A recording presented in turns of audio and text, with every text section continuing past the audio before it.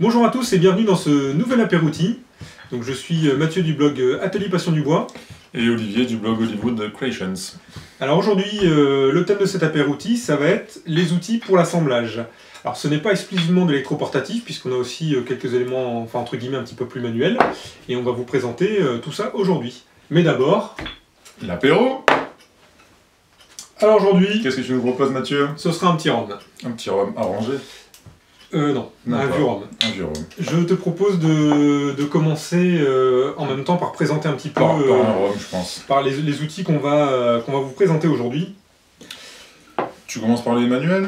Alors au niveau des manuels, on va avoir deux types d'assemblage. On va avoir l'assemblage, on va dire classique à tourillon.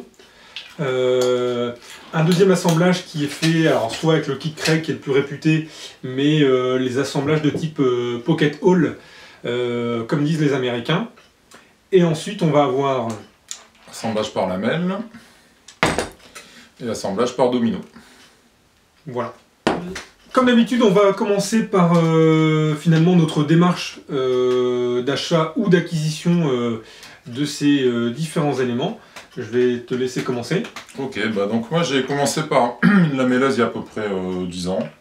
Celle-là, la Makita 2901, je sais pas si elle se vend encore. Non, il y a un modèle supérieur qui est sorti. Voilà, donc premier achat pour faire des assemblages, c'était celui-là.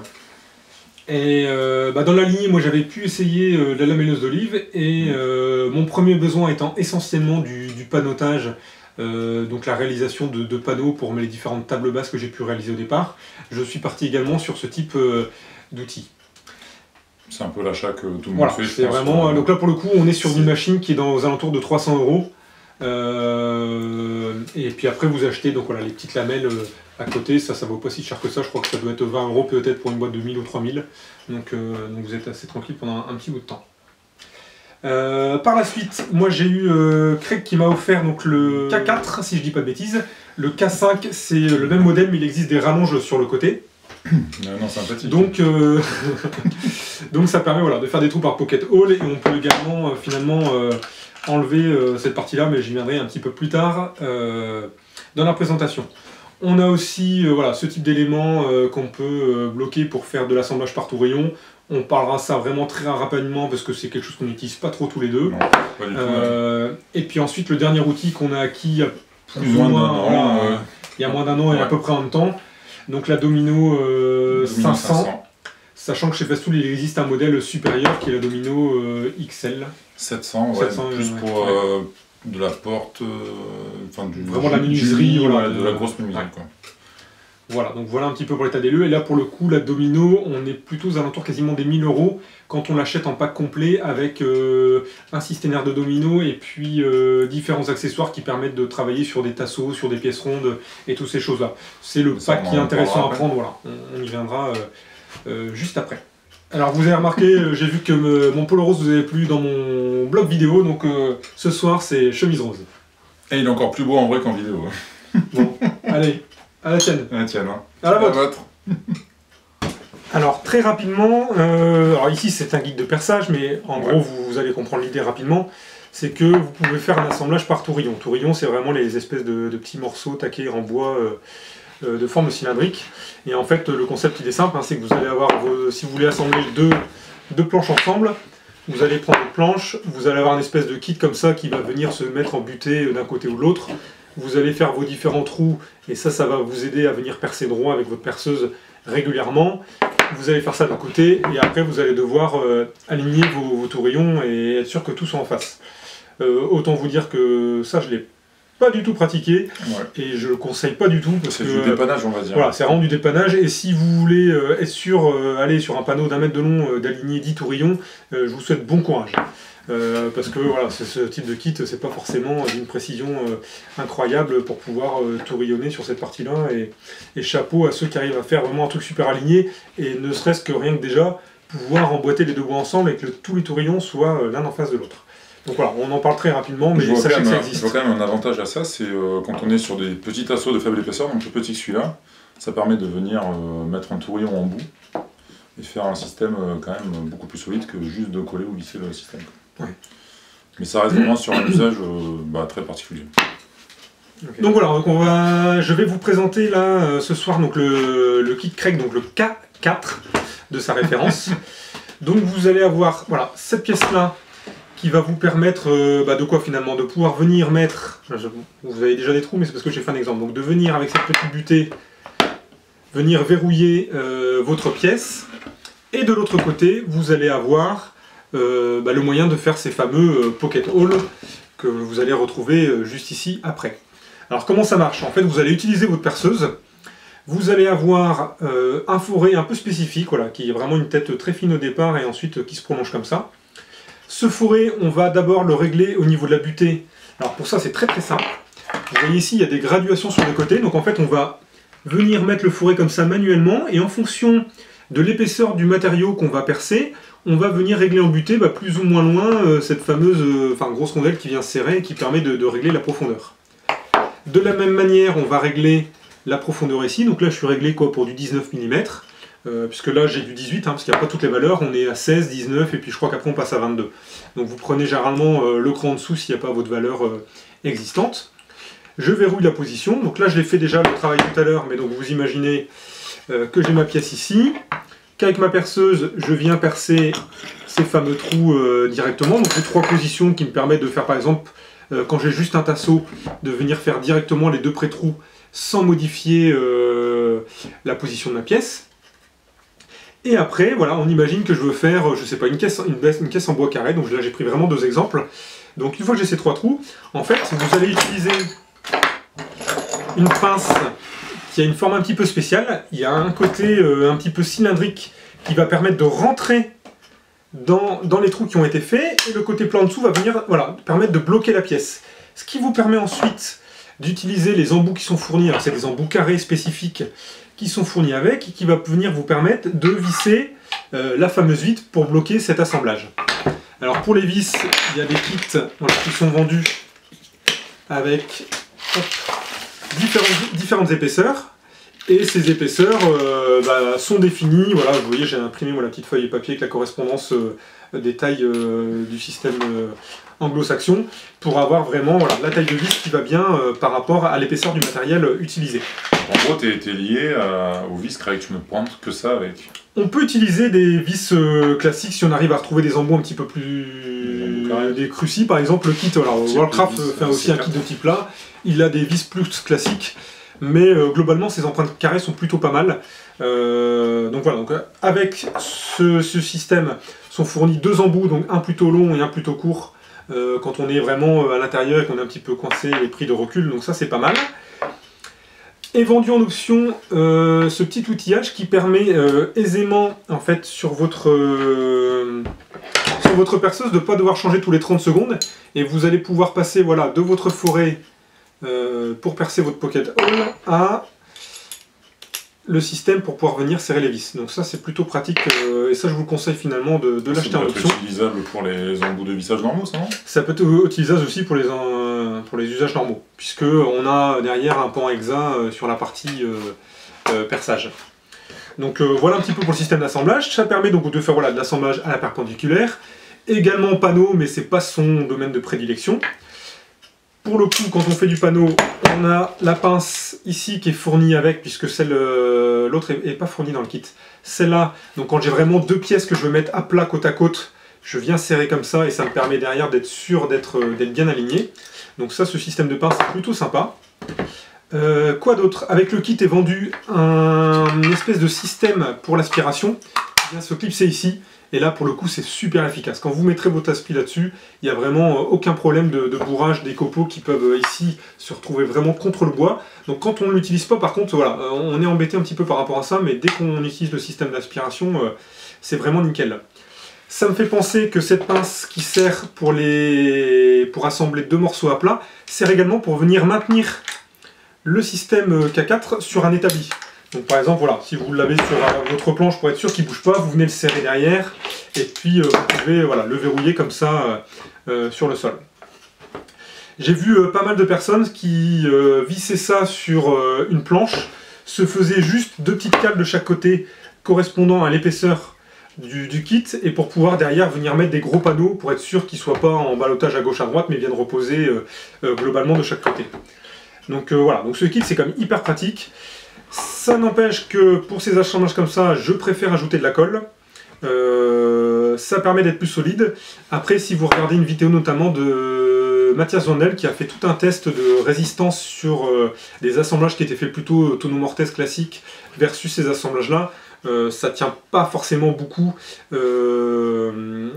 à la charge. T'as pas la même solidité, Voilà. ouais. Par contre, derrière, si vous voulez juste faire un cadre ou même un socle de table où il n'y a pas forcément beaucoup de force, il n'y a pas de souci, vous pouvez y aller avec ça. Si vous faites le collage plus le vissage, il n'y a vraiment pas de problème. Donc je pense que pour les gens qui n'ont pas beaucoup de moyens, je crois que le kit il doit être aux alentours des 150 si je dis pas de bêtises, c'est vraiment hyper pratique pour démarrer. Vous pouvez faire énormément de choses avec en type d'assemblage sans devoir faire des trucs entre guillemets compliqués, tonneau mortaise classique à l'ancienne manuel, ou utiliser des machines comme la Domino ou la Lamello. Donc voilà, vous avez ce type de kit, c'est quand même hyper pratique. Et en termes de vitesse, t'es assez content de la rapidité à laquelle tu fais tes Ouais, préparations? franchement, ça prend 2 secondes à faire.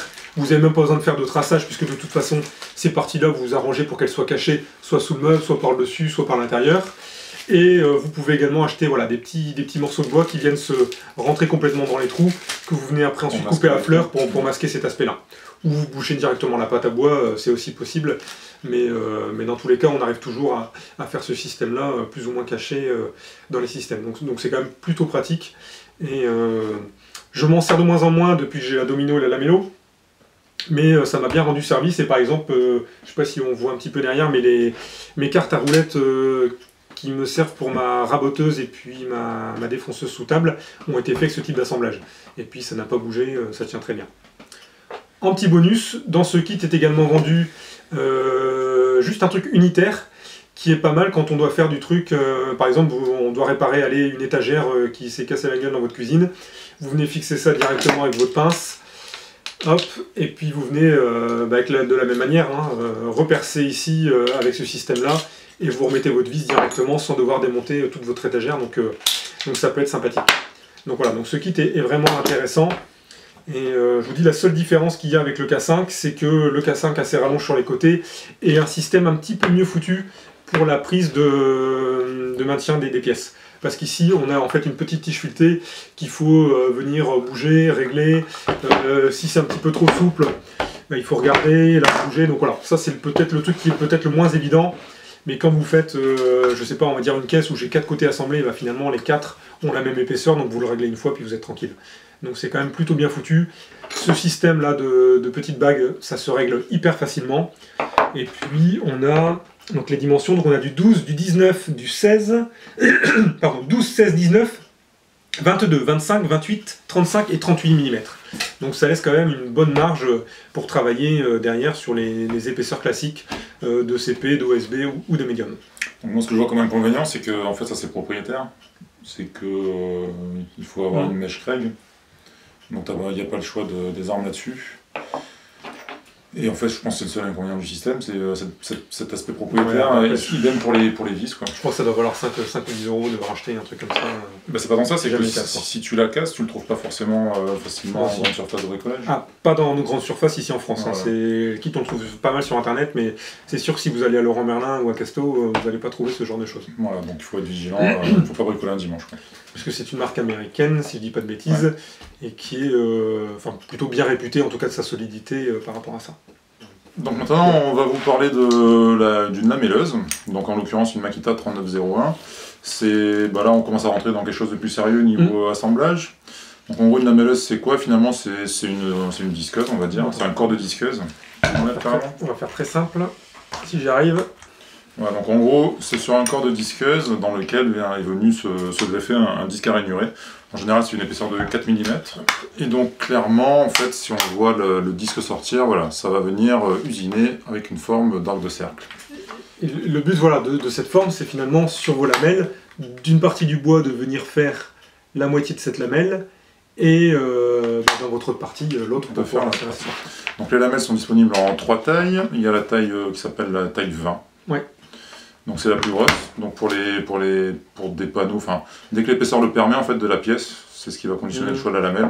Je mettrai dans la description, j'ai un article sur mon site où j'indique les assemblages à lamelles avec les différentes tailles et vous avez les épaisseurs de panneaux correspondantes à ces tailles-là. Ça c'est une bonne idée. Donc ensuite il y a la taille 10, taille intermédiaire. Et enfin la dernière, la taille 0, vraiment pour les petites épaisseurs de bois. Donc, en gros, donc un corps de disqueuse, je l'ai dit, la poignée de maintien. Alors comment ça fonctionne? Vous allez devoir tracer des traits alignés entre vos deux planches. Ouais. Le détail de cette machine, c'est que finalement, pour pouvoir venir se régler, il faut que vous fassiez déjà des traits assez longs. Sinon, vous allez vite être coincé. Ouais, ça c'est un des défauts de la machine, ouais, effectivement. C'est que donc là, il va falloir aligner la machine avec le trait correspondant. Et effectivement, la fenêtre de centrage, qui se trouve ici, ne permet pas de bien centrer si le trait n'est pas suffisamment long. Donc ça, il faut y penser quand on trace les traits. Il ne faut pas les faire trop courts. Combien de fois ça m'est arrivé de faire un trait trop court, d'essayer, de recommencer. Ensuite, il va falloir venir centrer votre trou de lamelle par rapport à l'épaisseur de votre pièce. Donc ici, je sais que je suis sur une pièce sur 18, donc je veux finalement que le centre de ma lamelle soit à 9 mm. Donc en gros, le réglage se fait ici avec ce guide-là. Et la petite molette qui est là, où en gros on vient régler la hauteur d'usinage. Voilà, sur 9 mm, on vient verrouiller la position. Ensuite le verrouillage se fait par la petite poignée, pardon, pas celle-là, c'est l'autre. Et là le guide est bloqué. Donc un des défauts de ce guide, enfin c'est le gros défaut, c'est en fait le système de réglage en hauteur ne se fait que d'un côté, ce qui fait qu'en fait il y a un jeu énorme au niveau de, je sais pas si ça passe bien là, il y a un jeu énorme au niveau du guide, donc en fait on a plutôt tendance, en exagérant, souvent à la mêler un peu de biais. Parce qu'en fait il n'y a aucun moyen de savoir si la position elle est là ou si elle est plutôt là. Donc ça c'est quand même quelque chose d'assez assez gavant quoi, à force on va le dire, c'est que c'est pas du tout précis. Alors après au début je m'amusais à mesurer là avec un petit mètre, mais c'est pas fiable, du coup voilà, c'est pas l'idéal par rapport à ça. Donc une fois que l'épaisseur est réglée, donc là en l'occurrence on est sur 18 donc on va se mettre sur du 9. On verrouille tout ce qui peut l'être. Et ensuite, tout simplement, c'est de venir mettre la machine et l'aligner avec le trait tracé. Et ensuite, venir défoncer le bois. Il ne faut pas oublier de régler avant l'épaisseur de la lamelle voulue. Donc là, en l'occurrence, il y a une molette qui précise taille 20, taille 10, taille 0, et après la taille max. Donc là, elle plonge au maximum. Sachant que par défaut, ces machines sont mal calibrées par usine. Il faut retester un petit peu et régler la profondeur en fonction. Donc il faut tester par tâtonnement, et ensuite le réglage se fait ici, où en gros, en fait, on vient juste régler la butée. Moi, je vais juste vous donner un conseil par rapport à ça, c'est que là, on a vu qu'on l'a réglé sur 9 mm, et que quand je vais mettre ma planche ici, bah, finalement, ma machine, elle va toucher le sol. Sauf que pour pouvoir avoir mon réglage de chaque côté, je vois que j'ai un petit peu de jeu sur la partie haute. Donc ce que je préfère finalement, c'est surélever ma pièce que je vais travailler, et c'est plutôt la partie haute que je vais venir plaquer sur le bois, et pour être sûr d'avoir toujours ma position vis-à-vis du haut plutôt que du bas de ma table. Et comme ça, je suis sûr que sur mes deux panneaux, je vais bien sûr m'appuyer sur le haut et sur le haut, et que les deux seront à fleur sur cette partie-là. Sinon, voilà, vous allez avoir votre plateau où tout ne sera pas aligné, vous aurez un léger décalage, allez, peut-être juste d'1 ou 2 mm, mais c'est le truc qui va être chiant pour vous après à rattraper au ponçage. Ça c'est un truc important, c'est que là effectivement on a réglé un peu au pif l'épaisseur du bois, le bois fait jamais vraiment la même épaisseur. Donc effectivement il faut toujours avoir le même repère, à savoir soit le haut, soit le bas de la pièce, mais pas changer entre deux. Pour un assemblage à plat ça pose pas de souci, parce que là c'est assez inné. Par contre pour un assemblage en angle, comme on le verra juste après, il faut vraiment pas se tromper de côté et vraiment partir à chaque fois sur la même référence, sinon on a des assemblages pas du tout à fleur. Donc derrière pour les assemblages à plat, bah vous allez bien sûr encoller la surface plate, ne pas aussi oublier de mettre la colle dans les trous qui ont été réalisés par la lamelleuse. Vous venez enfoncer vos deux lamelles comme ça dans la colle. Normalement ça doit rentrer plus ou moins facilement. Vous avez aussi un petit peu de jeu gauche-droite qui vous permet aussi d'ajuster à la fin votre plateau. Ça c'est pas mal, ça peut servir. Et je les ai pas mis du bon côté. Si je fais ça, on est bon. Donc ici on voit un, on voit la 2, et normalement ça doit rentrer nickel. Voilà. Et donc là avec le petit jeu que permet la lamelle, ça permet vraiment de rajouter s'il faut. Voilà. Ce qui est important quand vous faites des trucs comme ça, c'est de toujours faire un premier assemblage à blanc avant d'en coller, pour être sûr que... parce que des fois il y a des lamelles qui sont plus ou moins gonflées, qui ne vont pas rentrer, alors que vous êtes en plein collage, vous allez galérer. Donc faites votre montage à blanc avec toutes vos lamelles, vous voyez que c'est bon, vous retirez tout, vous passez à la colle, et après vous êtes tranquille. Donc ensuite, autre fonctionnalité permise par le guide, c'est l'usinage en angle. Donc par exemple, souvent on va usiner à 45 degrés. Donc là en fait, il faut pouvoir enlever ce guide, donc en le dévissant tout simplement. Alors là, un autre petit défaut, c'est que la molette qui permet de le régler en hauteur est en plastique. Et elle vient se prendre dans un engrenage qui est en métal. Donc en gros, cette pièce va s'user quand même assez rapidement. Donc il faut y aller vraiment mollo et pas forcer dessus. Donc une fois que le guide est enlevé, cette fois on peut jouer sur l'angle d'inclinaison avec des crans qui sont pré-réglés, donc là en l'occurrence à 45 degrés. Ce qui permet de faire des assemblages à 45 sans trop de problème. Donc là, c'est ce que j'ai utilisé notamment, je le mettrai pareil dans la description, pour mon coffre de pirate que j'ai fait en bois. Les assemblages à 45 ont été ensuite lamellés comme ça. Bon là, on n'est pas coupé à 45, donc c'est un mauvais exemple. Mais globalement, on vient de prendre appui ici et enfoncer. Enfin, je m'en sers pas trop souvent, ça, même à l'époque, je m'en servais pas trop. Ouais, moi je m'en suis servi énormément pour les plateaux, et je pense que depuis que j'ai la domino, je ne ferai plus que mes plateaux à la domino. Ouais, c'est clair. Mais je la garde quand même, parce que derrière, ça quand même peut être super pratique, mais voilà, faut vraiment voir ça essentiellement pour du panneau, des choses à plat. Si vous avez juste deux tasseaux, finalement ces trucs-là sont assez larges, et donc vous n'allez pas pouvoir gérer cet aspect-là. Un truc bête aussi, quand vous faites vos panneaux, vous allez disposer toutes vos lamelles, et à la fin vous allez recouper votre panneau à la bonne taille. Assurez-vous quand vous faites vos lamelles de pas trop les coller près du bord pour éviter de couper dedans et de se retrouver voilà, par exemple avec quelque chose comme ça en sortie. Exactement, ça effectivement c'est l'inconvénient de la lamelle, c'est qu'elle est tellement longue qu'il y a de fortes chances de tomber dessus au collage. Ça après c'est donc un assemblage à 90 degrés. Donc là c'est ce qu'on disait tout à l'heure, s'il faut être vigilant quand on prend le repère, c'est que là, cette face a été usinée par le dessus comme ça. Et ici il ne faut pas se planter, c'est que lui aussi en fait on vise sur cette surface là. Comme ça, donc là la référence est toujours sur le dessus de l'assemblage. Alors là ici c'est un peu le problème de ces assemblages là, c'est qu'on est un petit peu en porte-à-faux. Ouais, carrément, ouais. Donc comment faire finalement pour bien s'appuyer? Moi ce que je fais c'est que je viens généralement la serrer dans un étau en rajoutant plusieurs pièces pour rajouter de l'épaisseur et pour être sûr d'avoir voilà, plus de maintien. Je peux vraiment me rappuyer sur cette partie haute pour être sûr de ne pas avoir ce déséquilibre et d'avoir un assemblage le plus parfait possible. Globalement quand on commence à usiner sur les bords c'est assez bancal quand même. Ouais, c'est pas l'idéal.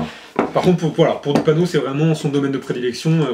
Là vous êtes nickel. Alors quand je dis du panneau ça peut être aussi assemblage de côté pour une caisse. Mais c'est vraiment top, ça se met super bien à coller par rapport à ça. Et aussi ça évite le fait d'avoir ces lamelles, parce que quand on fait du collage, on peut très bien aussi coller champ contre champ, c'est quelque chose qui marche très bien quand vous avez vraiment deux champs bien plats, de coller uniquement avec de la colle, c'est un assemblage qui est vraiment déjà très solide, mais en venant faire votre serrage avec vos serre-joints, ça va potentiellement se lever, potentiellement glisser comme ça. Là, le fait d'avoir ces lamelles va vous garder cette position d'alignage vertical et horizontal. Clairement, pour moi, c'est l'avantage principal, c'est ça. Indépendamment de la solidité, c'est l'aide au collage après. Au moins là, on sait que ça bouge pas, enfin ça bougera que dans un sens, et pas dans le plus problématique. Donc oui, ça c'est un bon ajout. On a oublié de parler du sac d'aspiration, qui vient se mettre au niveau de l'embout ici. Donc ça c'est pratique, moi je m'en sers parce qu'en fait j'ai pas de raccord d'aspi qui rentre là-dedans. Moi le mien vient se mettre autour, donc en fait j'ai pas le problème. Donc en fait je m'en sers, ça enlève 90-95% de la poussière, par contre toutes les petites poussières passent quand même à travers et c'est assez pénible à nettoyer. Donc si votre aspirateur se connecte dessus, tant qu'à faire... Mettez plutôt votre aspirateur. Ce qu'il faut savoir c'est que si vous avez un aspirateur Festool, ça ne rentrera pas. Par contre mon aspi classique de chantier, alors je sais jamais quel diamètre, si c'est 30 ou 36, mais en tout cas rentre à l'extérieur.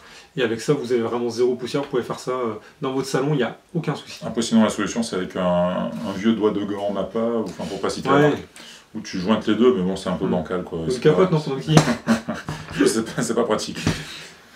Dans les défauts, qu'est-ce qu'on peut dire d'autre? Non, en fait, vraiment le défaut principal, voilà, c'est ce déséquilibre, je sais pas, on va le voir comme ça là. Vous voyez, je peux jongler comme ça. Alors après, une fois que c'est serré, ça bouge pas. Oui, mais est-ce qu'on est dans la bonne position? C'est la question. Donc du coup, si on usine des lamelles comme ça, potentiellement, en exagérant, elles sont toutes un peu de biais, donc après le montage est un peu compliqué. Mais en tout cas, voilà, si vous voulez faire vraiment pas mal de panneaux, de la table basse, de la table haute, enfin tout ce que vous voulez comme table des consoles, où vous avez besoin de faire un plateau en bois, achetez ça.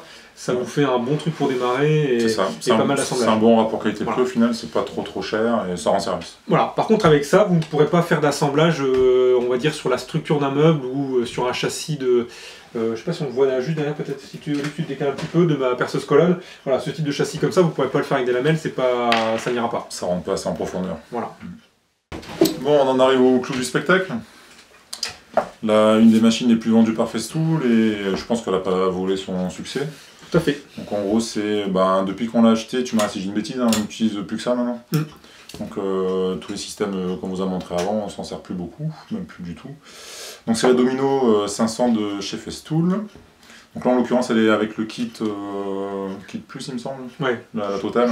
C'est 7 chez Festool quand tu as tout l'ensemble. Ouais, le 7, avec tous les accessoires. Donc sinon par défaut elle est livrée comment? Donc la machine en l'état avec son guide ici, la mèche de 5 par défaut, diamètre 5, la clé de service pour démonter, bon classique. Son cordon d'alimentation. Son cordon d'alimentation. Bien sûr en plug-it, voilà. comme tout le matériel Festool. Système d'aspiration sur le côté. On commence à dire qu'il n'est pas terrible d'ailleurs, il bouge pas mal. On peut.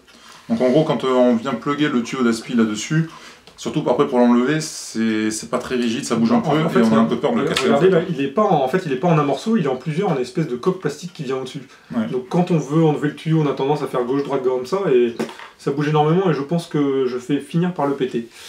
Donc voilà, ça c'est le seul défaut en tout cas pour l'instant de la machine. Bon après, c'est peut-être une peur, pour l'instant on l'a jamais cassé, mais bon, voilà, ça semble assez fragile. Par contre l'aspiration, elle, nickel, il y a 99% peut-être qui part, donc il n'y a pas de souci. Donc en gros c'est une machine de conception assez basique en termes de corps.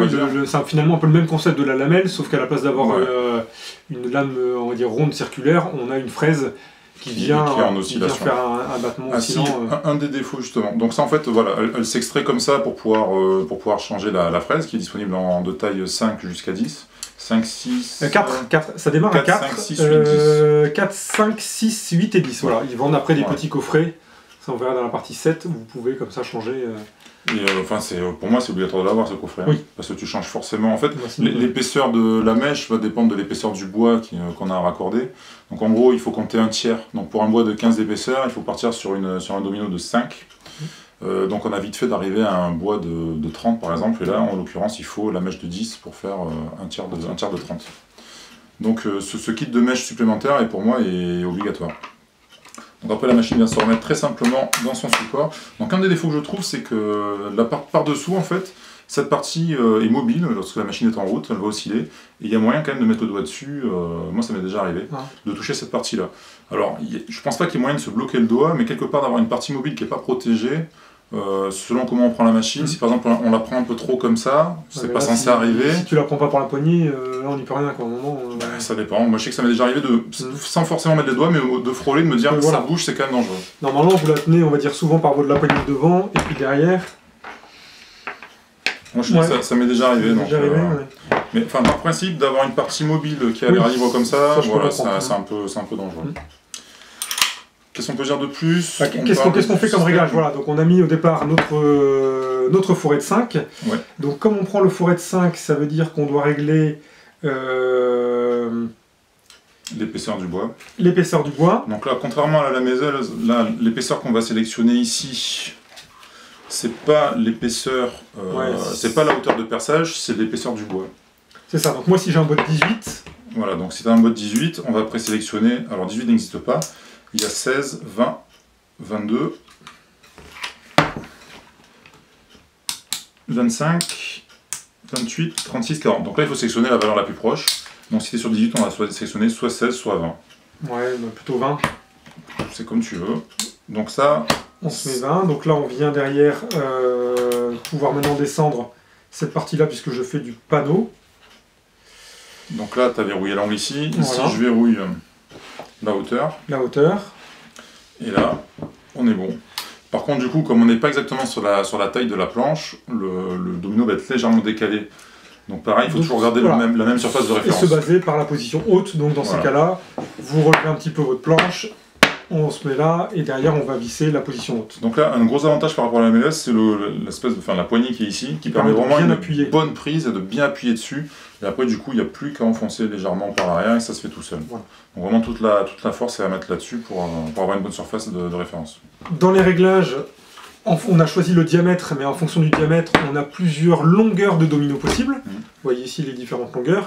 Et vous allez régler la longueur du domino. Là, tu règles la longueur du demi-domino, en fait. Oui, on règle la longueur du demi-domino, donc c'est-à-dire de combien on va venir s'enfoncer dans cette partie-là. Donc là, je vais pouvoir venir régler cette partie-là, et je sais que je vais pouvoir, voilà, par ici, puis ici, pas beaucoup dépasser, versus la partie grande, où là, je vais venir pouvoir rentrer voilà, complètement dans la profondeur. Sachant que le chiffre qui est là, en fait, creuse un peu plus que la taille du domino, genre il doit y avoir 2-3 mm de plus, ce qui permet en fait de faire une zone tampon pour l'excédent de colle. En fait, les dominos, la caractéristique, c'est qu'ils sont hyper serrés au niveau dans leur trou.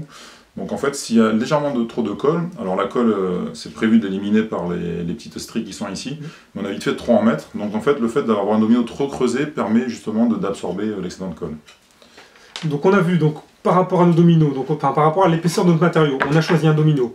Ce domino a défini le diamètre de la fraise, il a défini la profondeur qu'on allait réaliser, et dernier point, ça va être la largeur du trou réalisé. Par défaut, on va être sur le trou classique qui va correspondre à la largeur d'un domino, et on en reparlera plus en détail tout à l'heure, on va pouvoir faire un trou un petit peu plus large, et on verra quels sont les cas dans lesquels on a besoin de faire cette partie-là. Et mine de rien, ça sert beaucoup. Enfin, moi, je m'en sers tout le temps de ça. Voilà.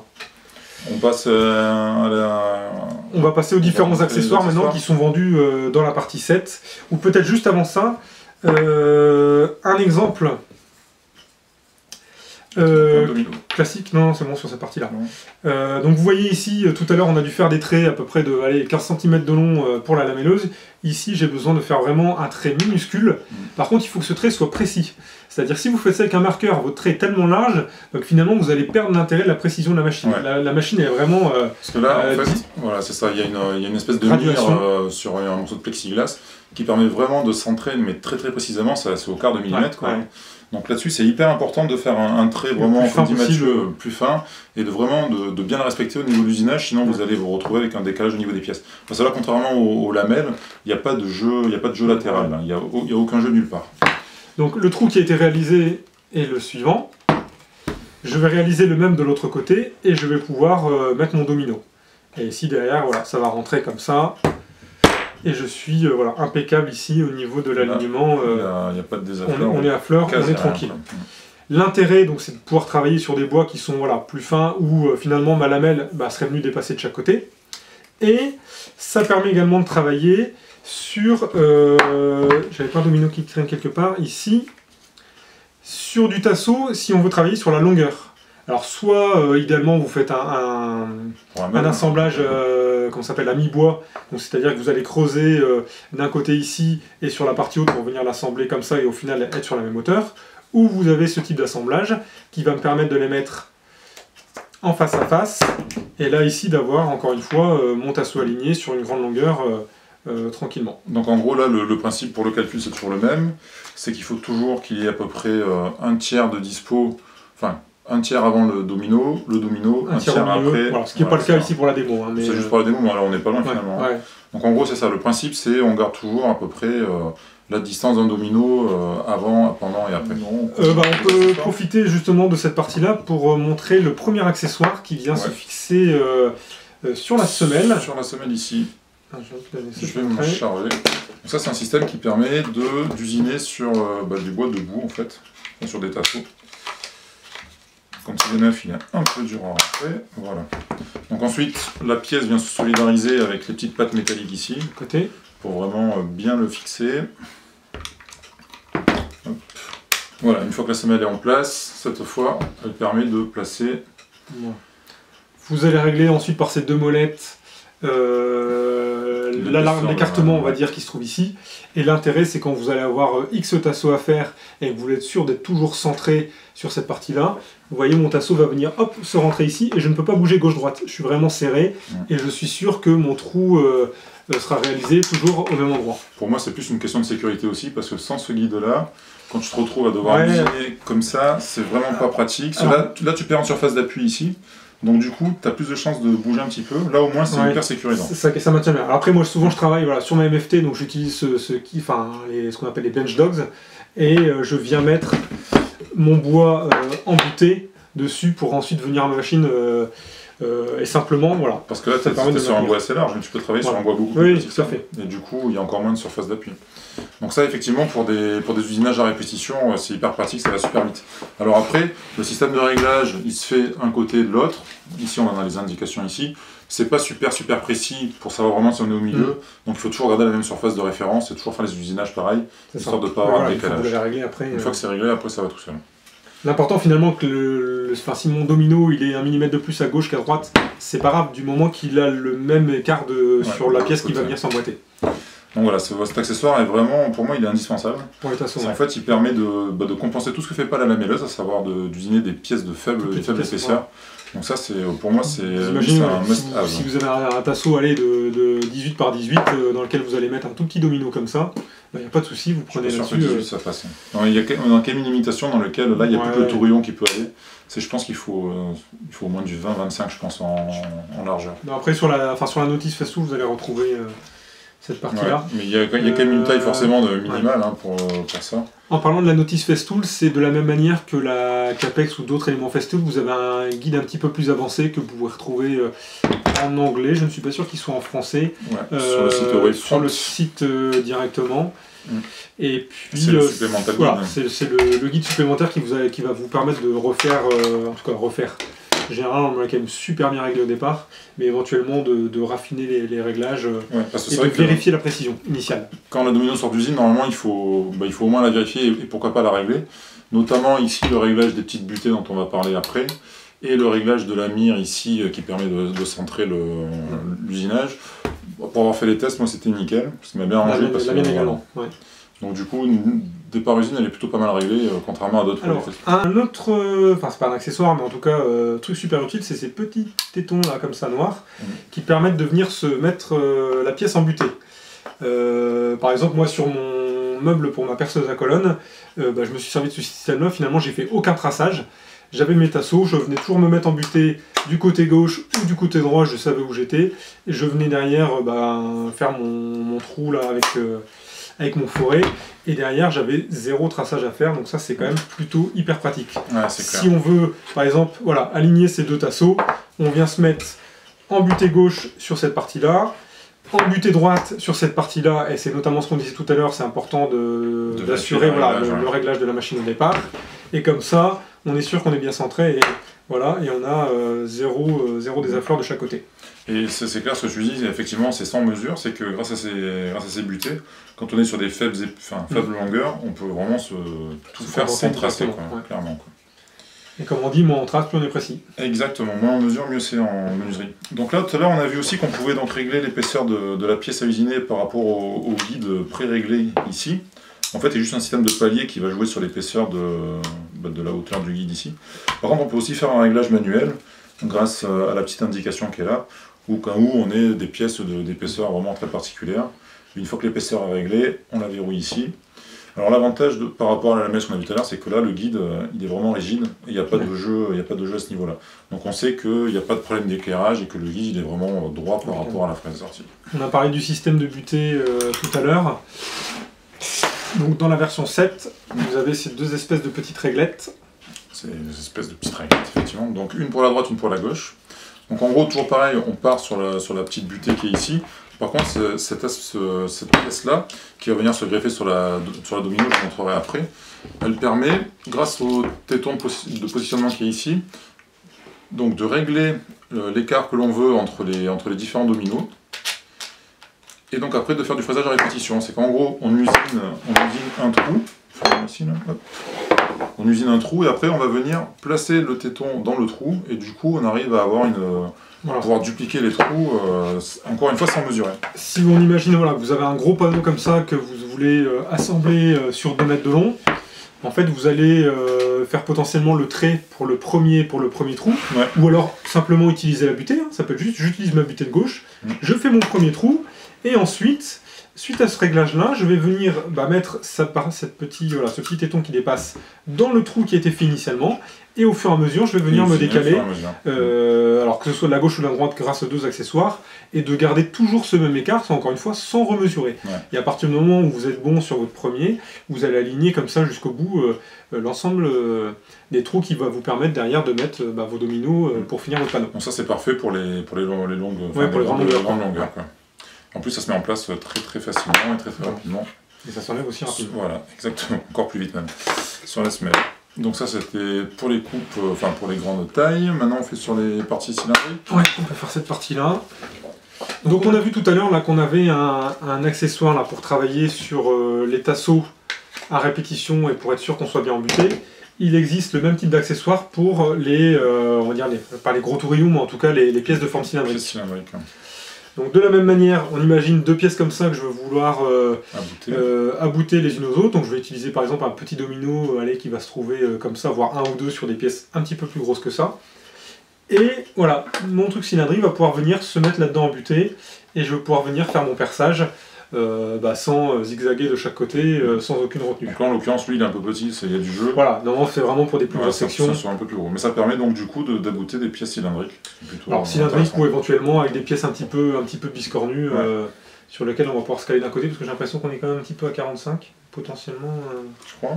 Donc 45-90 pardon. Ouais, exact. Donc ça peut être intéressant sur cette partie-là. Donc encore un des accessoires qui est fourni dans la version 7. Ouais. Donc après il y a cet accessoire qui permet de prolonger la surface d'appui de la domino, justement quand on manque de surface d'appui, donc notamment sur des fraisages de petites pièces. Donc en gros il vient se visser cette fois sur le corps de la domino. Vous voyez, on le fait en lave, donc tous ces accessoires, voilà, c'est des choses qui se mettent et qui s'enlèvent très facilement. Donc en gros on se pose après sur une surface plate de référence et on vient verrouiller la pièce plastique. Et donc là j'ai agrandi artificiellement ma surface d'appui à ce niveau-là. Donc ça c'est génial pour faire de l'usinage en plein panneau par exemple. Même si en plein panneau on peut utiliser cette partie-là, mais là on est vraiment sur une surface d'appui prolongée. Alors, on imagine que je veux fixer ces deux panneaux-là côte à côte. Donc, je vais devoir mettre mon petit domino. On a vu tout à l'heure qu'on était embêté par le porte-à-faux de la lamello, alors qu'ici, comme on a cette partie-là, le porte-à-faux qu'on pourrait avoir en haut et en bas, en fait, on va venir se plaquer la partie basse, et là on est sûr que la machine ne bougera plus, ou en tout cas elle bouge avec le panneau en bois, et donc il n'y a pas de souci. Donc là on gagne beaucoup en stabilité comparé à la lamelleuse tout à l'heure. Voilà, et ça on a vu que ce défaut finalement de la lamelleuse est gommé grâce à cet accessoire. Donc ça c'est bon pour tous les assemblages à 90 en fait, donc ce qui arrive très souvent quand même. Voilà, on vous a montré tout à l'heure qu'il y avait une petite molette qui permettait de faire varier la largeur du trou initial. Donc le trou de base c'est celui-ci. Donc le trou de base qui correspond au réglage de base ici. Le trou de balle. Donc le trou de base de la domino, voilà, c'est la position classique. C'est la position 1. La position intermédiaire, alors normalement ça il faut le faire avec le moteur allumé ça. Et là vous voyez, donc j'ai du jeu à peu près... il y a quelques millimètres. Ouais, j'ai quasiment 4-5 mm qui me permettent de faire bouger le domino. Et le troisième là qui est vachement plus large. Voilà. Alors ce truc là à quoi ça sert? Franchement c'est un truc qui c'est loin d'être un gadget. C'est que comme on l'a vu au début de la vidéo, l'usinage il est très très serré ici, donc en fait il n'y a pas de marge d'erreur. Donc en gros quand vous n'utilisez pas le système de duplication des trous on va dire, quand vraiment vous êtes sur des trous que vous avez tracés à la main, l'erreur arrive souvent de faire un usinage à 0,5 mm à côté. Les 0,5 mm à côté ça suffit pour que deux usinages côte à côte fassent que l'assemblage soit plus en face. Donc en fait moi ce que je fais en général c'est que le premier, donc je le fais en version petit trou, ça va être mon trou, mon usinage de guide en fait. Donc le premier je le mets en butée, je le fais comme ça. Et après, alors pas sur une partie je fais tout en petit trou, et par contre la partie symétrique en face, le premier je fais en petit trou et après tous les autres je les fais en trou moyen. Ce qui fait qu'en fait ça va me permettre d'avoir une tolérance, une marge d'erreur par rapport aux usinages là, qui fait que mon assemblage sera toujours impeccable. Donc après... Tu perds quand même un petit peu en solidité de ton assemblage, hein, je ne pense quand même un petit peu de... Non, parce qu'en fait... En fait, tout dépend de l'assemblage. Si c'est pour faire du panneau, où finalement ça va plutôt jouer comme ça, et donc finalement il n'y a aucun jeu vertical, et là, le jeu se joue au cisaillement. C'est collé. En cisaillement, c'est collé. Sachant que tu es guidé par le premier. Pour moi, franchement, on perd pas grand chose là-dessus par rapport à ce qu'on gagne. Sachant qu'après, tout est collé et que lui, il est collé Ouais. à l'intérieur et là aussi. Disons que ça faut le faire pour du panneau, mais il faut pas le faire sur des assemblages comme ça où on va venir vraiment Bah là, t'en as pas face à besoin. face, quoi. Voilà. T'en as pas besoin. Non mais voilà, je veux dire, là si on l'utilise là-dessus, là on va avoir vraiment trop décalage et là on va perdre la solidité de l'assemblage. Pour du panneau, vu que finalement l'assemblage va se faire surtout sur la surface plate qui est collée en face à face, finalement ce truc-là ça va juste venir aider un petit peu quand même en solidité Bah, et pour en moi, maintien. surtout, ça tient voilà. dans tout ça, quoi. Enfin, c'est lui qui fait la solidité. Et, mais ça, oui, effectivement, ça c'est quand il y a plus d'un trou à faire, qu'on n'a pas utilisé le guide exprès, donc on risque d'avoir potentiellement un tout petit décalage. Tout de suite, trou intermédiaire sur une partie de l'usinage, pas sur les deux, et c'est réglé. La dernière utilisation de ces trucs-là, que l'on voit aussi souvent, c'est pour la fixation de plateaux de table. Vous allez avoir tout le châssis de table qui est fait, et le plateau, lui, bah, c'est du bois, donc ça va bouger dans le temps.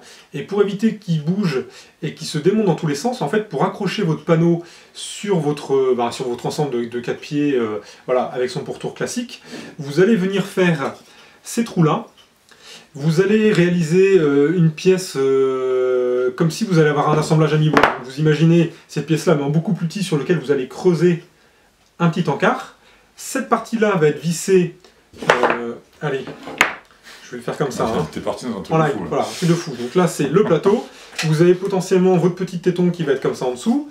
Et en fait, ce truc-là va venir dans le support. Donc, vous imaginez ce truc-là qui est un petit peu plus bas. Et ça permettra au panneau de bouger dans le temps sur cette partie-là sans emmener toute la structure avec lui. Mais donc ça, il ne faut pas le coller surtout. Donc ça, il faut surtout pas coller. Cette partie-là doit être bien sûr voilà, amovible là-dessus. Pour pouvoir compenser le travail du bois au fil du temps et l'humidité et tout ça. Ouais.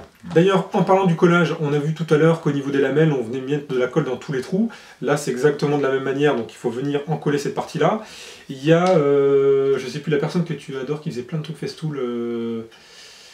Alfinchman, Alfinchman ou je sais plus quoi, je mettrai le lien dans la description, qui a fait un test de solidité entre le fait de venir coller ou non le domino, c'est-à-dire qu'il encollait cette partie-là, il encollait l'autre partie, mais il ne mettait pas de colle sur le domino, versus je mettais de la colle sur le domino pour l'enfoncer. Globalement, bon, il y a quelques écarts, mais qui ne sont pas significatifs pour le type de réalisation que vous allez faire avec. Moi, par principe, quand je viens coller cette partie-là, je viens enfoncer le domino, et après je viens remettre de la colle sur mon domino avant de remettre la dernière partie. Donc, ce que je fais, c'est que je mets de la colle au fond de la mortaise, et ensuite avec une petite spatule, je viens remonter un peu la colle sur le côté. Sachant qu'après, on peut aussi encoller le domino, et il est surtout, enfin il est prévu, il y a pas mal d'interstices, de stries faites pour en fait accueillir la colle. Donc ouais, moi je pense que c'est pas mal. Petit aparté, on l'a pas encore évoqué, mais ce système-là, on appelle ça des photonons. Vous connaissez l'assemblage de tonneaux mortaise classique. Là, on appelle ça un photonon, puisque finalement, c'est une pièce qui vient se rajouter, et c'est non pas votre pièce principale qu'on va venir découper.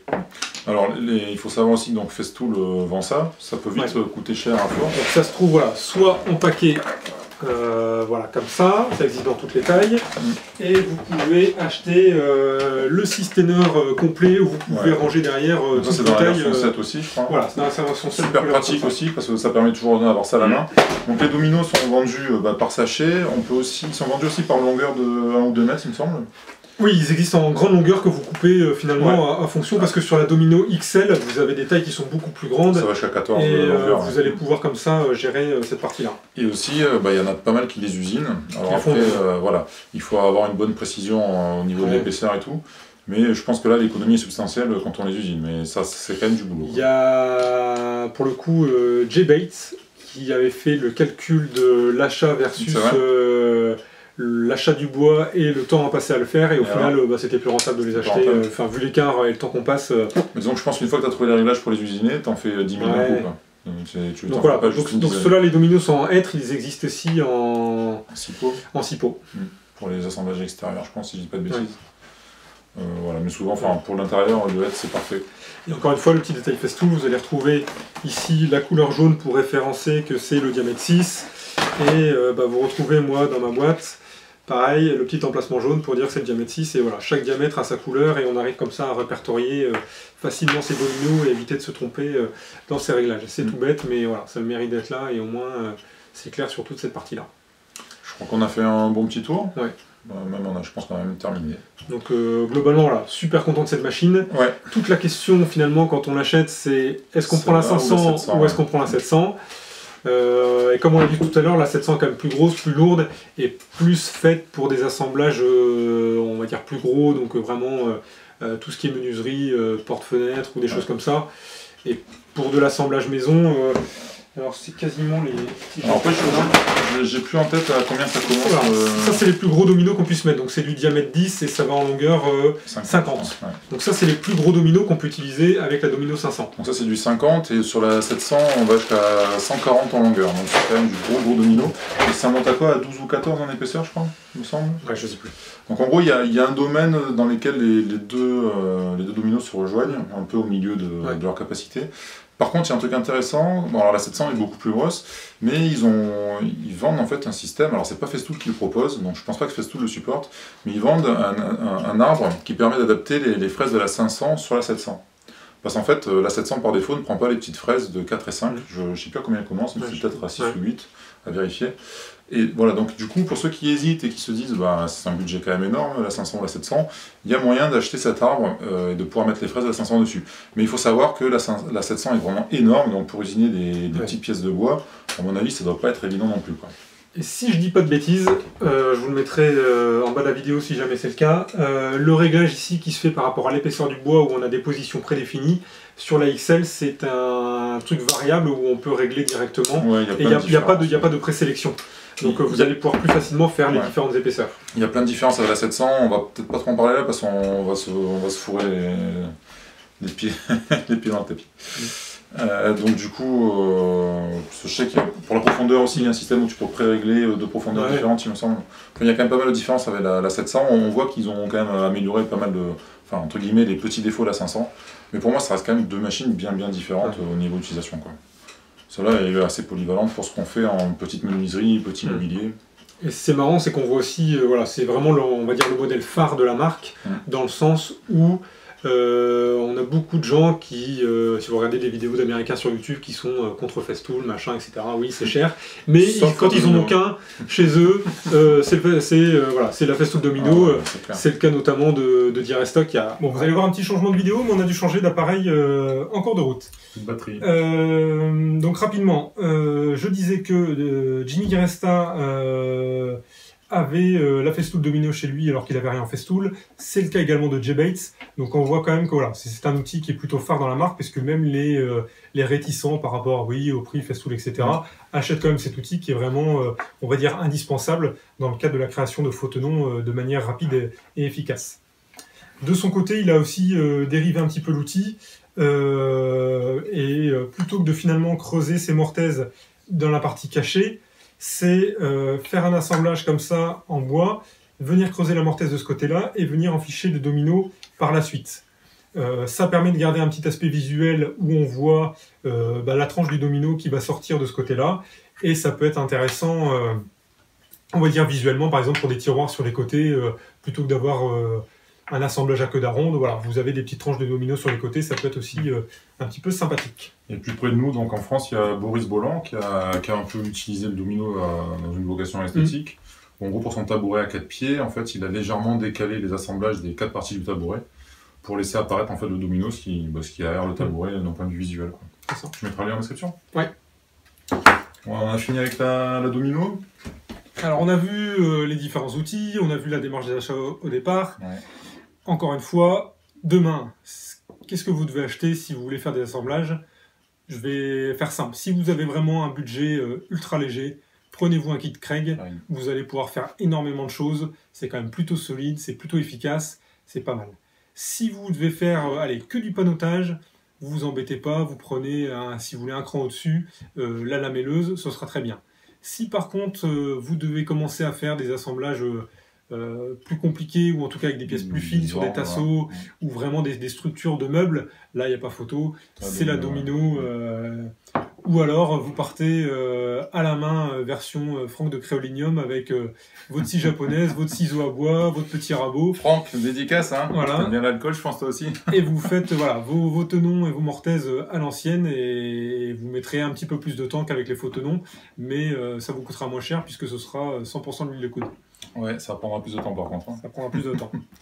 Donc voilà, je pense Donc, que effectivement, hors budget, encore une fois, c'est un budget quand même énorme. La Domino est vraiment le produit qui est vraiment le plus polyvalent. Ce qui est important, voilà, c'est de pouvoir finalement monter petit à petit dans ces outils, puisque de toute façon, ils resservent quand même. Je veux dire, un kit Craig, même si vous avez la Domino, il pourra peut-être vous resservir une fois pour un petit truc, donc, ou au pire, vous le revendez. Mais je pense que c'est important aussi de faire évoluer votre matériel en même temps que vous, votre capacité aussi à bricoler, parce que vous allez vous entraîner petit à petit, et pouvoir évoluer voilà, ensemble en même temps que le matériel que vous allez acheter sur ces différents assemblages. C'est une conclusion parfaite. Encore une fois, voilà, si vous voulez faire du panneau, on peut très bien se dire que vous pouvez simplement coller les champs à plat, ce qui se fait énormément, et votre panneau tiendra aussi très bien. Il faudra juste faire attention un petit peu plus au serrage et au collage, pour pas que votre bois se bouge et que derrière vous deviez poncer comme des fous. Avec une usinage en fraise, un système en dentille. Oui, sinon vous pouvez le faire, voilà, la lamelleuse, si vous avez une défonceuse, vous prenez la fraise qui fait lamelle. Par contre, vous n'avez pas le système facilement de précision de but et autres, mais encore une fois... La fraise en dents de scie, en fait. Ah oui, truc en bouffetage. En bouffetage, voilà. Concrètement, il y a énormément de possibilités sur les assemblages. Tout dépend, encore une fois, de ce que vous devez faire. En tout cas, on espère que ce nouvel épisode de Apérouti vous a plu sur les assemblages. Si vous avez des suggestions d'alcool pour la prochaine fois, mettez-les en commentaire. Si vous avez des questions, surtout sur le sujet du jour, mettez-les en commentaire. On y répondra directement dans les commentaires, mais également après sur la prochaine vidéo pour en faire profiter tout le monde. N'oubliez pas aussi de liker nos différentes chaînes YouTube, ça nous fait plaisir. Et puis surtout, vous allez être informés des prochaines vidéos. Ça n'a pas de prix. Pareil, likez les vidéos si elles vous ont plu, n'hésitez pas à les partager. Voilà, si vous connaissez d'autres personnes à qui ça plaira, ou en tout cas de nous écouter parler une demi-heure, une heure, trois quarts d'heure, voilà, quand on est lancé, en tout cas, on ne s'arrête plus. Merci de nous avoir suivis. Merci. À une prochaine fois. Allez, salut. Ciao, à bientôt.